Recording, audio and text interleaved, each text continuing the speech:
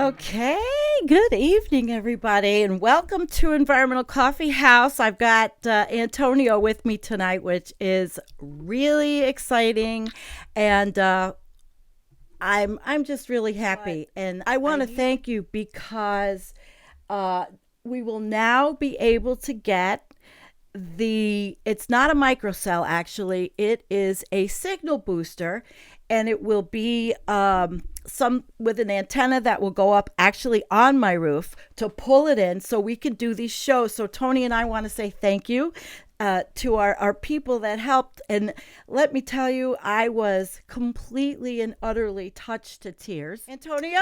And I have only one more thing I wanted to say, and that is to start out with a little picture of how I got the idea for tonight. This screenshot, everybody can see it. Chronic Anthropogenic Disturbance overtakes planet in the fall of 2020. And that was on Collapse Chronicles. And you can see Sancho Panza there. But that's where I got the idea for this topic. But we took it a bit different. It's like a part two. We're kind of going on the pedantic viewpoints. And so we did some research, and Antonio just took off with it. He really did. And I'm sure we're going to have an interesting conversation about this. And I'm just going to read one little thing that I have about it. And I titled this live stream Anthropogenic Disturbance and Climate Change. Chronic Anthropogenic Disturbance. Anyway, CAD, because climate change, how they always say, well, climate always changes, the deniers and all that. And I titled this, or is this just a fancy word for we are so you know what, Welcome and take it away, Antonio. Yeah, so thanks everybody. And I guess just immediately following up on that, um, this show will be a little bit more granular and focused on a very detailed topic, chronic anthropogenic disturbances. And really what that means, how human activities impact local ecology really in ways that are very hard for us to perceive. Um, and in fact, the traditional ways that we go about examining our impact, typically in terms of habitat loss, usually don't capture the extent to which human activities actually bother or disturb um, on a chronic basis local ecology. Um, there are many implications of human, that's anthropogenic, impacts and disturbances on ecological systems and services. Ecologies are complex systems where life is competing in a balance. But as humans interfere with that balance, it changes the evolutionary direction of that ecosystem. These directions are simply, without close study, would be imperceptible to human beings. We do this in a number of ways. Um, Logging, fires, of course, when we develop our cities, that's a very macro impact. But here we're going to talk about micro impacts. So places that I'm sure if you were to drive by on the highway, you would see as relatively untouched. But in fact, these places are extremely ill, even though your eyes cannot perceive them. Um, so we'll focus more on that here, and actually how there's a history behind understanding that these type of disturbances contribute to ecological degradation, species extinction, um, and other biodiversity uh, negative impacts as well. So I guess that's what I wanted to say immediately in response, Sandy. This is Um, Niles Eldridge, evolutionary biologist. Oh Lord, what's going on tonight? And he's the guy that started me on this. We have a clip that Antonio can play with him. And I was talking about Norman Newell, the scientist who passed away in 2005, and he had written the paper in 1986 that discussed, and where can I find it? It was at the end.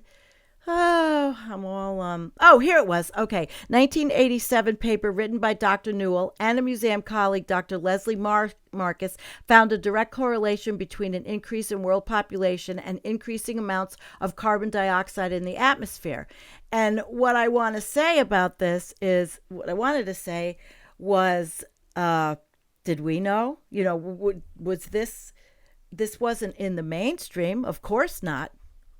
And but he was a very esteemed scientist. He was revolutionary in his thinking, but he studied dying species. He studied extinctions. So that segued me to finding this guy who I found on this little channel, Game Over, who is the Finding Genius podcast, and it's pretty cool actually. So I want to segue from that to Antonio, to his thoughts about this whole topic, about the whole topic. And I wish I knew how much they didn't hear. It's all good. So take uh, it away, Tony. okay, well, I'll just talk about, get into the history of it. Yeah. So, America, particularly, which is where we're focusing, have known about, I would actually say, as a historian, that our political culture and our political elites were certainly much more conscious of the great wilderness than today's political elites and today's culture, certainly. And in a lot of respects, great naturalists of the American way um, were awestruck by the American wilderness as we were expanding westward, developing the country. We're talking about the 1800s here. Yeah. Um, but it was always said, I guess, in history, there's been numerous authors that you'd find in American history who talk about this idea that a squirrel could jump in the treetops, tree to tree, from North Carolina across the Mississippi without ever touching the ground, because that's how complete and the coverage, the deciduous forest in the mid-latitude America to the Great Plains was. And there's an idea, particularly for people in the modern era, to think about America before the European discovery as being this pristine land that is void of chronic anthropogenic disturbances. But actually, historians have actually wrestled with this. This is actually what we find to be a quite interesting topic, because it does belong to the conversation of ecology and biology, but we also found it to be a historical question as well. So, historian Paul B. Hamill, and I'll send this to you, Sandy, so you can put this on the screen as well. Um, but historian Paul Hamill um, was one of the historians that did an investigation on this idea, and he simply asked the question, how far could a squirrel travel in the treetops? A prehistory of the southern forest. And I think this is a really good question to ask.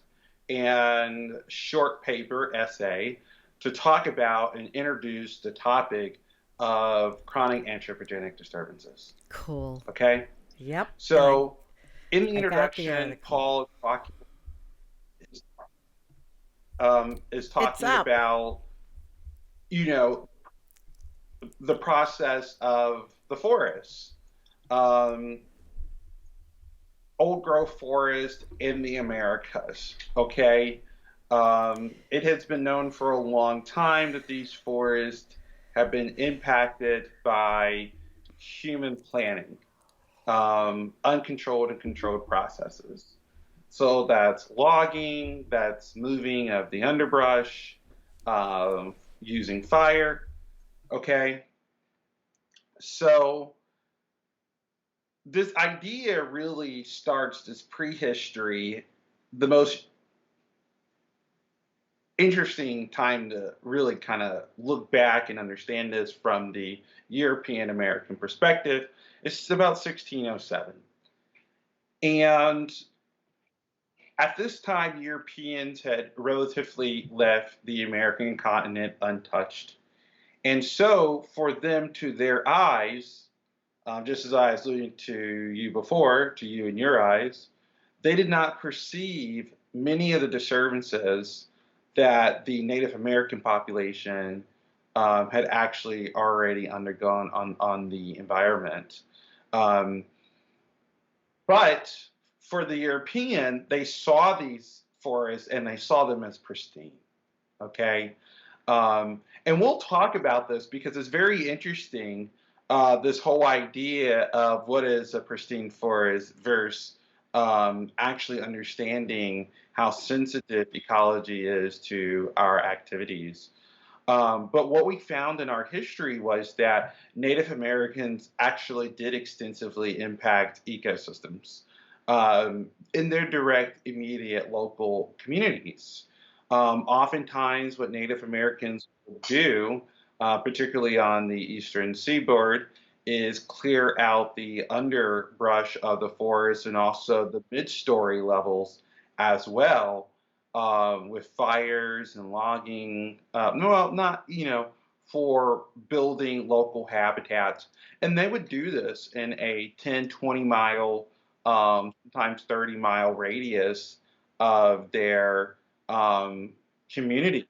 And they would use these lands, I think of them as like early parks, because you would have these beautiful ish grasslands grow up that are well maintained, relatively speaking, to the other foliage and brush that would normally be in the forest in the absence of human planting. And these lands were used now to us as modern people. We were to walk through one of these forests, and we would not even probably immediately notice that humans had been here and disturbed the land so drastically. We would just assume that something had happened where this is a little bit easier to walk around. But that's exactly right. If you go into the forest in your backyard, notice how dense the lower story is. Mm-hmm. So much shrubs and bushes that movement would really be difficult. So Native Americans had cleared those areas, but leaving the main trees intact and in Because they place, were smart. and that allowed them a space to right. Yeah. Um, this was a way of in their culture, which I believe is a lot more advanced than ours in terms of ecological synchronization. Absolutely. You think? Um,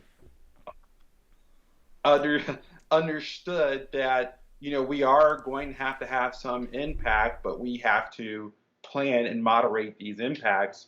But even still, these impacts were and are um, chronic anthropogenic disturbances. Even though they were localized, they changed the local ecology of those places. The plant life now competes differently in the presence of human interference. Um, what we've seen in studies in the CAD forests in South America, in the dry forest, is that these type of changes lead to different competition among ant species. Um, so these changes uh,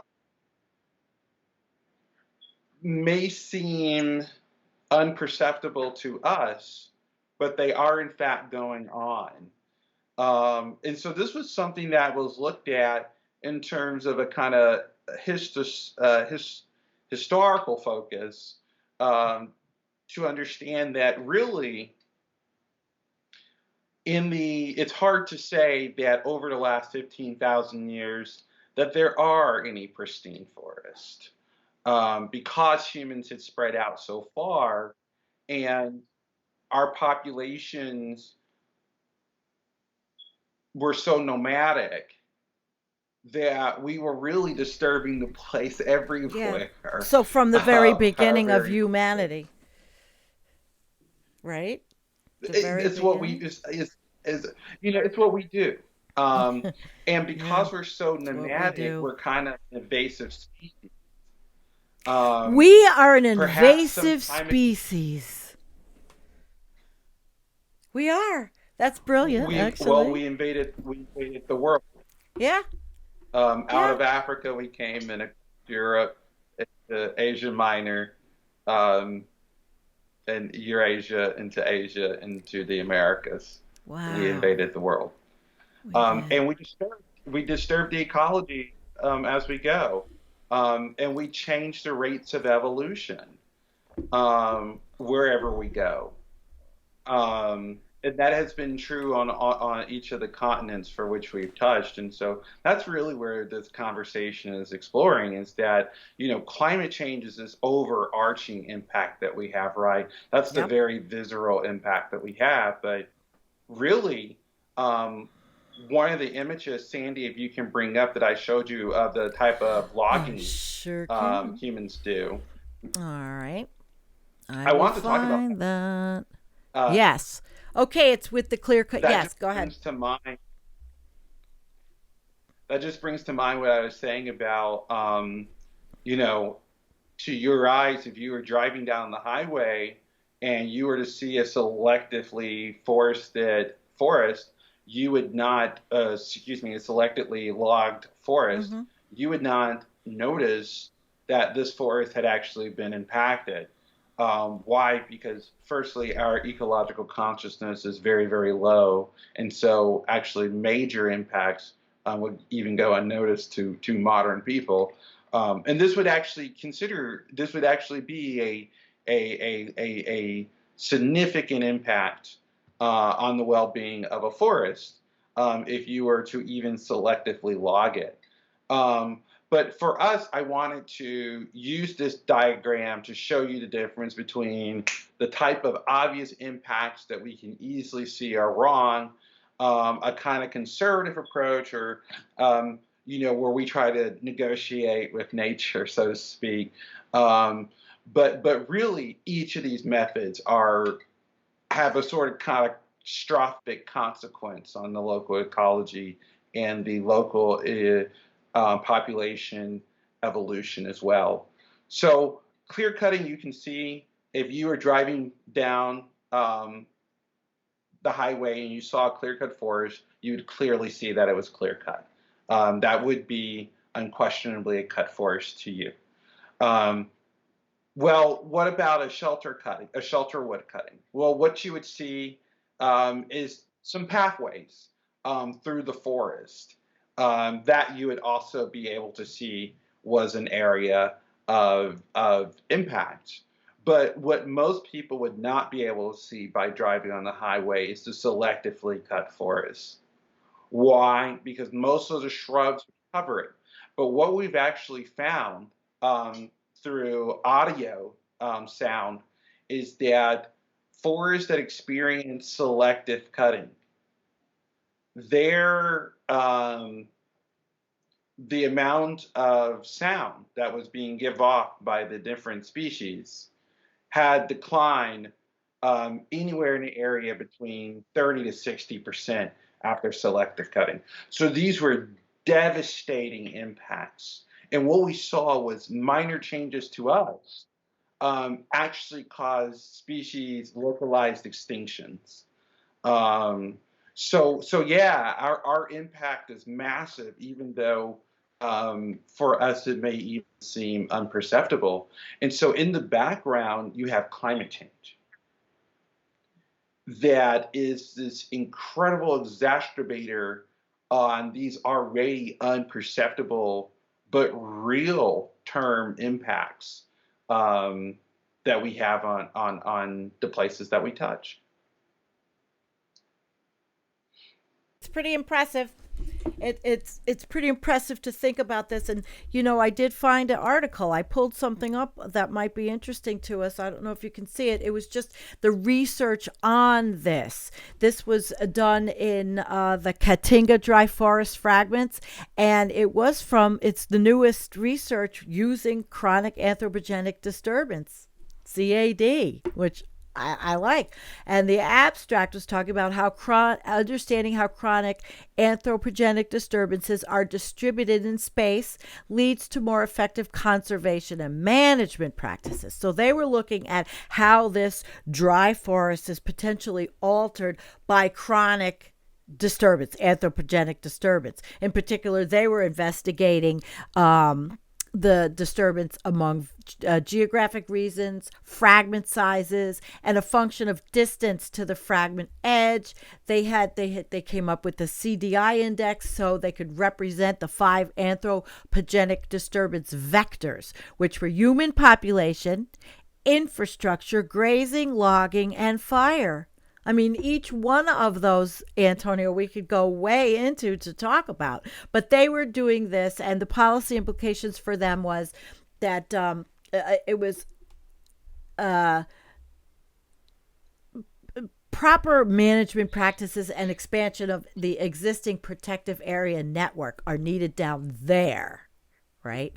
And I'm not going to go through this whole thing, but it's pretty interesting, the whole introduction and what they were talking about. The fragmented landscapes are frequently depicted as mosaics of black and white patches that represent respectively fragments of the original habitat. Like you were saying, we wouldn't know just looking. We could look at a forest and say, oh, it's always been like that.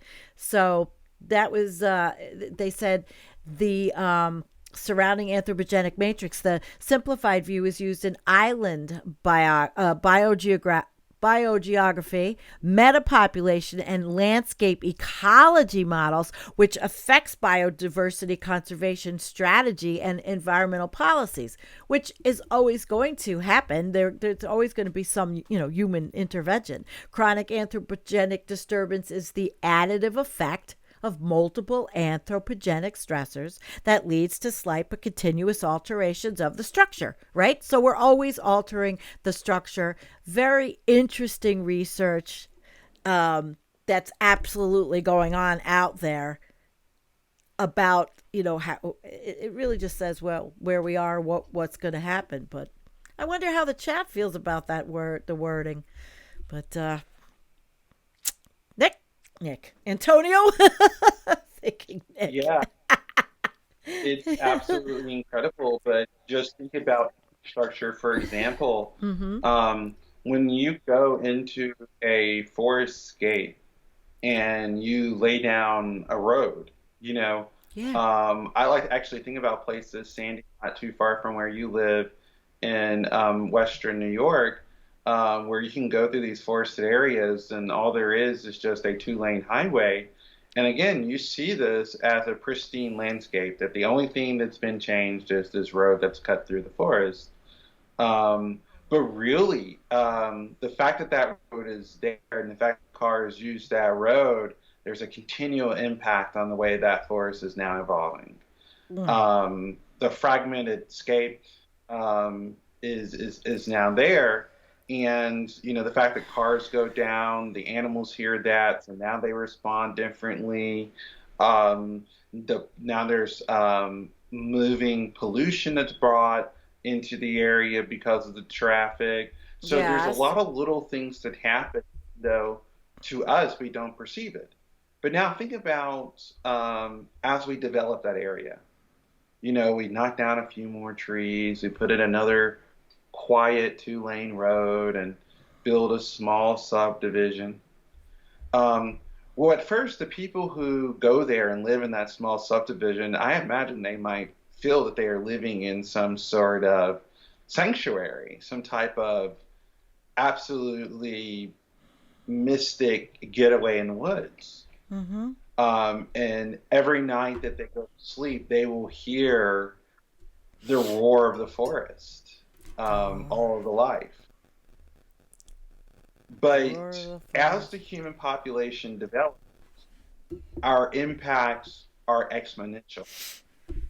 Yeah. And so the of the forest at night changes dynamically because as we build more steady infrastructure, as we bring in light pollution, as we bring in air pollution, as we bring Everything. in water pollution, as we bring in selective foresting, as we bring in all these little things, Mm. they dynamically impact the ecology around them into the future. So it's always very interesting to think about how granular our impacts really are, and what does that really mean for um, the way that we develop in the future. That when we think about how we build our environment, our built environment, we Mm-hmm. might have to think about highly localized cities Yes. that really scale down their footprints because even a little development in the wilderness has very Mm. big impacts. Everything. It yes, exactly. A lot of the studies that I'm looking at are studying the habitats over in Brazil, and then they're studying from everything from forest to ant behavior. Uh, but it's a pretty intense area of study, and it's humans. It's Well, humans. yeah, I mean, from ant behavior, you change Yeah, how plants are able to, yeah. how plants are able to migrate. So there's so many things that happen when humans develop the land, and not even develop the land in the necessary like building factories and strip malls, things like that, but farms, or when we do slash and burning, when we, there is a beautiful picture of in Indonesia where a lot of the forest had been replaced with um, it was palm trees.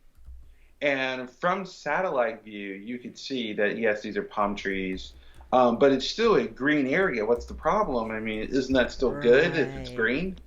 But these Right. green areas were just as devastating to the environment as if they were built up sky rises or high rises. Um, because these are perhaps, I mean, it, the, it's hard to even really explain. That goes way beyond chronic disturbances, but because those macros impacts are so large. But it's so interesting because it's like everywhere on our planet now has been touched by us somehow, right? There's plastic now, even in the trenches of the ocean, which means that even in places like that, we have chronic anthropogenic disturbances. Yeah, it's just absolutely magnificent how um, humans have impacted the planet. I mean, we've gone from relatively not impacting the planet to being the driving force of impact on the planet. And we've done that all just in the last 10,000 years, out of the last 4.2 billion years on this planet's history. Wow. Um, but And what yeah, if we yes. it's it's it's incredible because going back to the naturalist, there is a firm understanding that we are kind of like an anti-God, that we were turning God's land into very unpleasant cityscapes.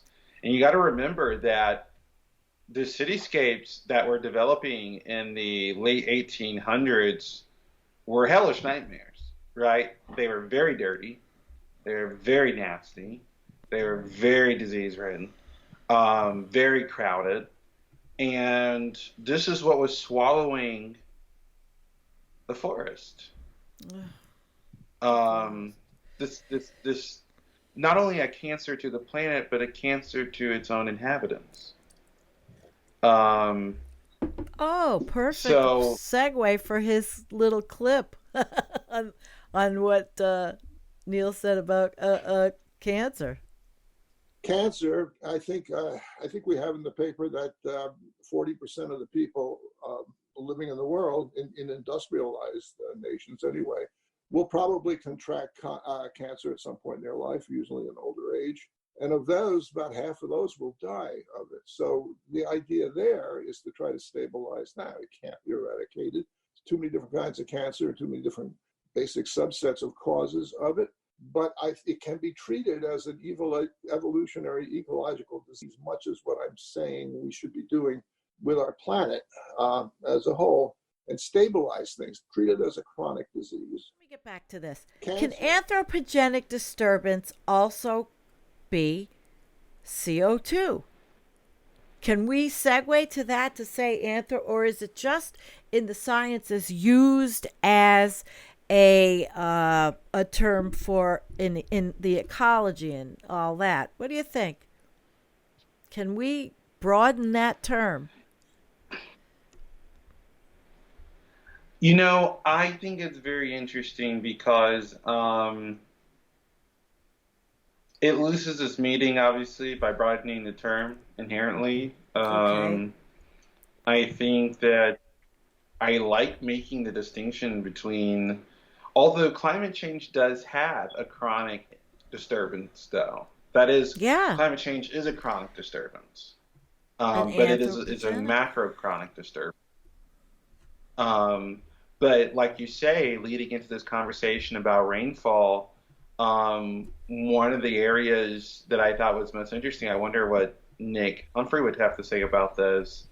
Um, but I know that the Atlanta metro area, if you look at a Google Earth image of Atlanta, you can see that it's this grayish expanse growth coming out of the forest. And because of the developed patterns in Atlanta, replacing so much forest with concrete and rooftopping and asphalt, that when storms during the summer go over Atlanta, they are supercharged by Wow. the urban heat island effect. And the urban heat island effect is another chronic anthropogenic disturbance. We'll Our just call it CAD and see if it can pick up, pick up in the I don't want to use the word doomosphere in the science community and get rid of saying climate change. Or is there a better term? Because I know a lot of people talk about that. No, I think because climate change is separate. Climate change is a sort of CAD. Um, so I do think we have to distinguish between the two because obviously Okay. CAD is also the selective foresting, but selective foresting is not climate change. No. So we also have to just be minded that our impacts are um, large scale and they're very granular. I know that's hard for us to keep up with, but Yeah. it really does mean that if we want to live on this planet, we really have to confine where we can be. We can't just spread out and develop anywhere. We can't just do anything we want here. We have to have extreme self-control. And that brings to mind though that if we can't spread out and we have a population that's growing and people want to live the better lifestyle and industrialize, doesn't that give to that where that almost conspiracy, where people say, "Oh, they're going to wedge us into these cities. They're going to wedge us into these places. We're not going to be able to live out where we want." What do you think of that one? You've heard it, undoubtedly, right? Yeah. Well, a lot of these sentiments are always linked in part to truth. Mm-hmm. There's always been discussion. As soon as the suburbs were developed, there has been discussion about how awful they are. Um, and there's Yeah. always been pushback against that. In the United States, it was mostly a racial issue.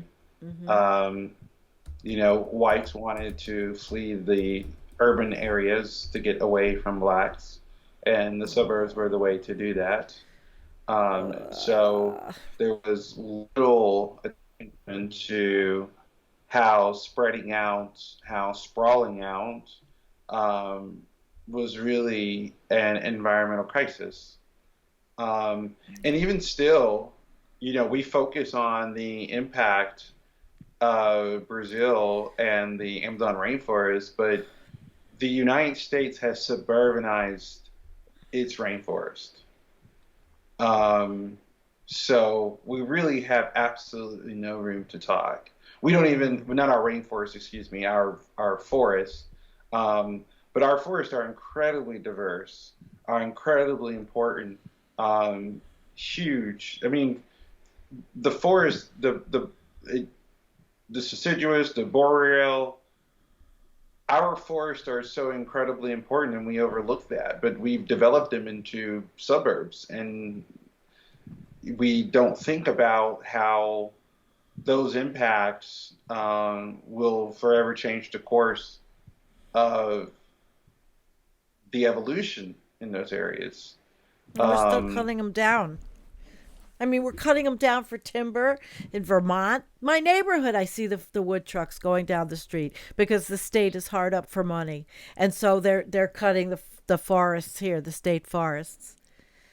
Uh, boy. and just like with the past issue, people don't want to think collectively about the preservation of our planet. That really humans have a huge impact on everything that we do and everything that we touch. And so we need to localize our impacts as much as possible. Um, and what the Native Americans showed us is that we can do that. We can localize our impacts and we can soften our localized impacts. Yeah. And this culture just hasn't learned that. And there's a lot of learning that we have to do in that respect. But yeah, I mean, the people are right. We do have to end living out in the suburbs. And there's a lot of people who are really upset at hearing that. We do have to end building, sprawling out, eating up the landscape around us. Um, we have to contract our cities, and that's healthy and good, right? Because those are going to be walkable cities. Those are Yeah. going to be cities that we can really think about how we can integrate our built environment with our local ecology to minimize our impacts as much as possible. Cities that are spread out are a waste of resource. I mean, think about this. Mm-hmm. You have a city like Atlanta Yeah. of 4 million people, and those people have cars. And every day, the population does this. They start from the outside, they come in and out, and it takes an immense amount of energy to move your population in and out 30 miles every day, back and forth. And that's what we do, and we just call that our commute. When that's absolutely ridiculous. And no population, no species has ever done anything like that. That's not what species do. Right. Not for the type of returns that we have. Um, Mm-hmm. so you would see that it would just be better if we did kind of condense our cities quite a bit and minimize our impacts that way. But yeah, you are going to see a lot of pushback against those type of ideas. Right. Population Well, I has to go found down, and we have to stop destroying natural resources. Absolutely, correct? Yeah. Yeah, no more No, destruction of. absolutely. Yeah, I know. It's like we want to say it changed, but we want to look at the reasons why we've gone. We've covered a bit here. I think the world could have anything, and we turned it into a Well, garbage can. I don't realize, but 30% of the pollution that comes from your car comes from your brake dust. Wow. Um, and those are extremely dangerous micromaterials. People don't think about that. You know, that's actually your brakes are a solid, and as you put on the brakes, and that black stuff that gets on your rim, that's actual physical material that Yeah. is released into the atmosphere. And that's again another micro impact. That stuff Yeah. lands on the plants, Yeah. lands in the waterways. Everything. Um, people don't think about that, but think about how many cars there are, and think about how many times they put on the brakes. And every single time you touch the brakes, whether it's hard or soft, you will release brake dust. Um, so yeah, I mean, it sucks to think about that, right? That's how granular our impacts are. But you breathe in brake dust, Days break and dust. you do that with an electric car or a gas And that's just car. one So thing. That's just one thing in the oh my gosh, in this whole one big small thing, yeah, mess. Yep. But when brake did dust. let me go backwards because we're going on an hour, and I kind of want to go backwards to where we started with the which I didn't cover very well, with the historians way back who started saying that humans were affecting species extinction. And you had mentioned someone else, I thought it was. I know we had the guy in the guy in the beginning, but I kind of wanted you to maybe just give a little, for people that join late, a little overview of what you were talking about Well, there's there. always the reference to Rachel Carson's Silent Spring, Okay. and I know that Carson's Silent Spring, at least for me, and this comes actually a little bit later, into the 20th century, I suppose. But what Carson has to say, I think, is one of the things that end up impacting me the most, even today, um, is waking up in a world that the bird population crashes, right? Um, this idea that as we are impacting our environment, that life is literally rapturing away. Yeah. That um, we're waking up and species are just disappearing, and then one day we're going to wake up and realize that there's no more chirping, there's no more singing, Yeah. squawking, and croaking. Um, and Americans had, I was having in our earlier conversation, had realized this. I mean, oh my God, look at some of the pictures from the Great Plains where they are stacking buffalo head, the skull of buffaloes. I mean, we've been absolutely vicious. Yeah, we've been Absolutely absolutely, vicious. and then think about the chronic impact on the prairies, basically because we fragmented and got rid of the bison population, the buffaloes. So it's hard to think about and really quantify the impact humans have had on this planet. Um, but Americans have known, our naturalists have known for a long time. Um, it used to be in the United States that we had a political culture that was more in sync with that. Um, William James Bryan, and you would have others Huh. that were naturalists, ambassadors, and other type of politicians. And there is a great respect for preserving the wilderness in America. And you saw that right on through Teddy Roosevelt, Of course, one of his Department of Interior advisors said to Teddy that the wilderness was a waste. That was the quote. And Teddy had said, America's wilderness is America's beauty. Wow. So this war has been raging on for a very long time to develop the wilderness or to let it be wild. Let it be wild. Let it be wild. That's how I look at it. Let it be wild. But I'm one to talk though. I live away from everything. So I live in a rural farming community and I have to drive anywhere I go. Um, right? Well, you're the problem. I am the problem. I am Well, the me, problem. I'm kind of living. Yeah. We are all the problem Yeah. because we don't know how to minimize our impacts. I mean, we strip down ancient forests for toilet paper. Uh, And don't forget what's burning down in so California. The forest and the burning because of the fires, because of the atmospheric changes and the warming of our environment. have you We're losing the seen the redwoods. have you seen the satellite images out of California of the burnt land? Yes. They are absolutely magnificent. I wonder if I could pull one Um, up.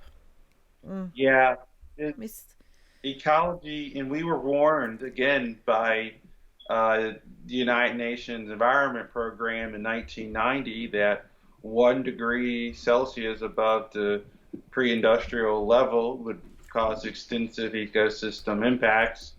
And this is what we're talking about. Yeah. The impacts are extremely extensive and chronic. They're extensive, they're Yeah, chronic. but And, I was talking to Osama today, Shalel, and we were talking about the fact yeah, that technology is not going to stop. None of this is going to stop. And because that's what humans do, they're not going to stop looking for solutions. The technology is going to keep going on.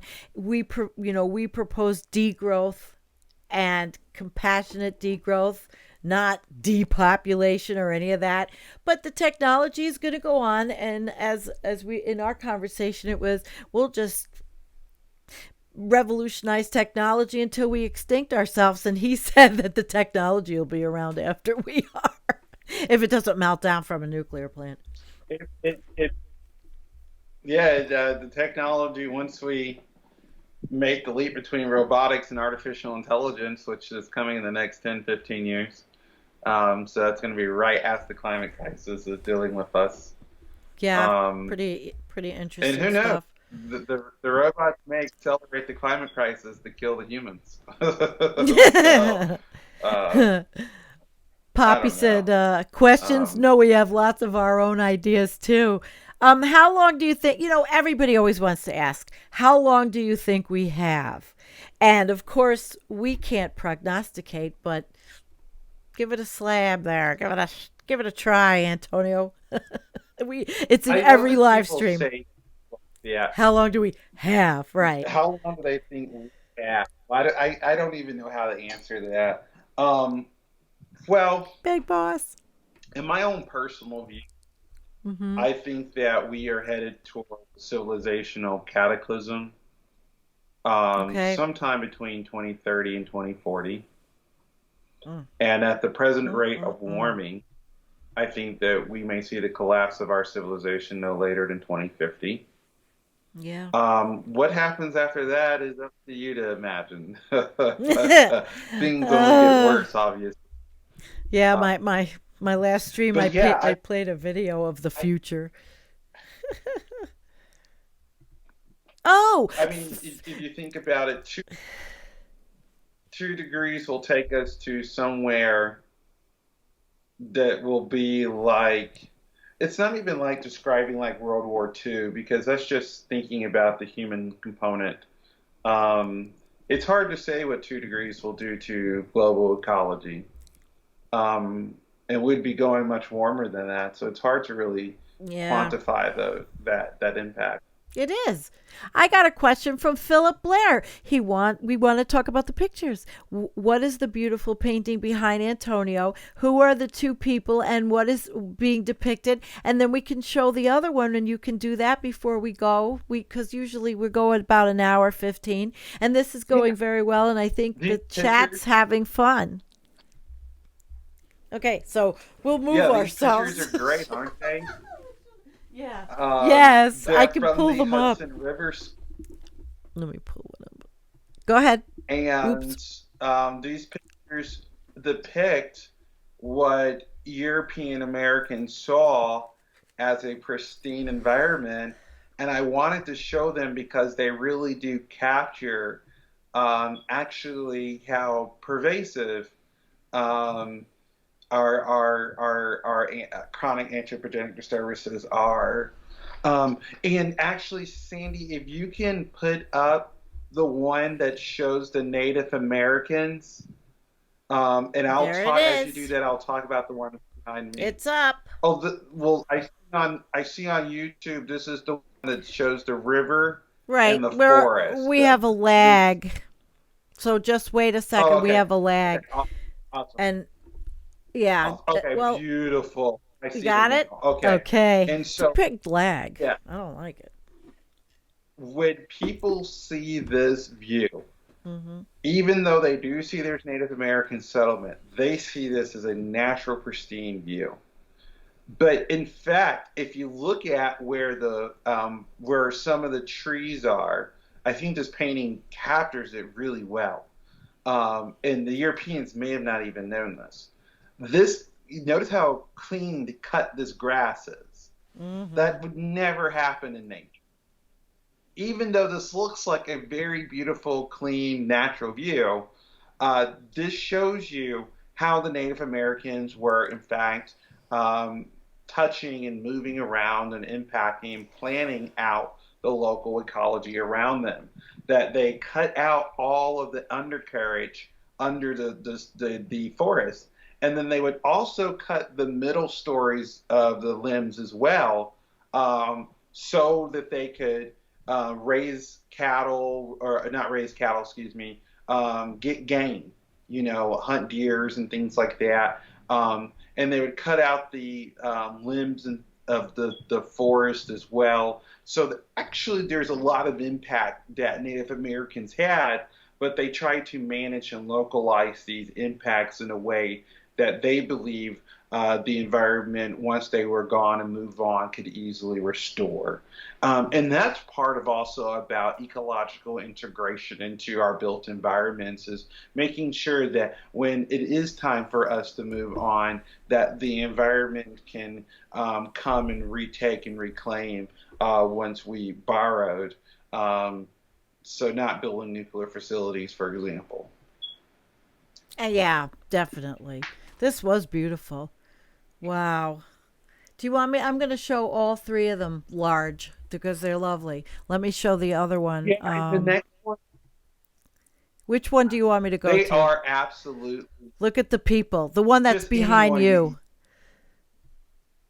yeah, that's the Lewis and Gorgeous. Clark expedition, and that's the Wow. rendering they have there, That's nice. looking out. And as you can just see how mountainous the western frontier is, and Wow. how covered in foliage it is as they move across the mountainscape, and just absolutely scenic, beautiful landscapes of this um, place that our modern humans will never know. Um, you have to go, well, places like this on the North American, the continuous United States no longer exist. So you can't see anything that's pristine anymore. But you can travel to the far north, which those are different forests. It's the boreal forest, and you can find some moderately, somewhat pristine forest. Um, but yeah, I mean, the Europeans that were exploring the American continent were in awe by the beauty of the wilderness of the country. And these pictures, I think, really help capture that sentiment. Sure. Beautiful. Absolutely beautiful. I was really happy that you shared these. Yes, absolutely. It's so nice to have something visual. That land, and it's never This to be picture seen, you know, also even when I captures, you see the rain coming in from the foresty side. Well, that's not just a romanticification of what happened. In real time, what happens is that the forests give off transpiration. So the dew that settles on them helps when it evaporates turn into these storms and deliver that moisture. So when you cut down the forest, you're also dynamically changing precipitation patterns as well. So yeah, impacts yeah. vary. Transpiration. Yeah. Where's that So question? this happens a lot, particularly in the south. And where Sandy lives too on the East Coast, but in these more humid environments, when the daytime temperature falls and goes to night, the level of water in the atmosphere goes down and it lands on the plants. And as the plants absorb the water, when the sun comes back up, it evaporates off of them during the day. So you have this cycle of, during the day where it's warmer, the air is more humid, and at night the water comes down and rests on the plants, and then it goes up and down. And so you have this kind of like breathing pattern of water interacting with the plants in the atmosphere from night to day, and that's transpiration. Cool. And I hope that it's broadened our understanding of how our impacts actually are very profound, and we impact the environment in unperceptible ways. And the best way to actually engage the environment is not to engage it at all. Yeah, I hear you. Well, everyone, I want to thank you, and again, I want to thank those of you who contributed to our fundraiser, because we will have a signal booster and I will have an antenna on my house to pull in, and we will make and that will make our show much better, with the ability to have more people to talk these kinds of important conversations and look at these oddball topics that we like to pick, which is interesting. We love you. We'll be back. Antonio will be back. Everybody will be back with a state of the planet really soon.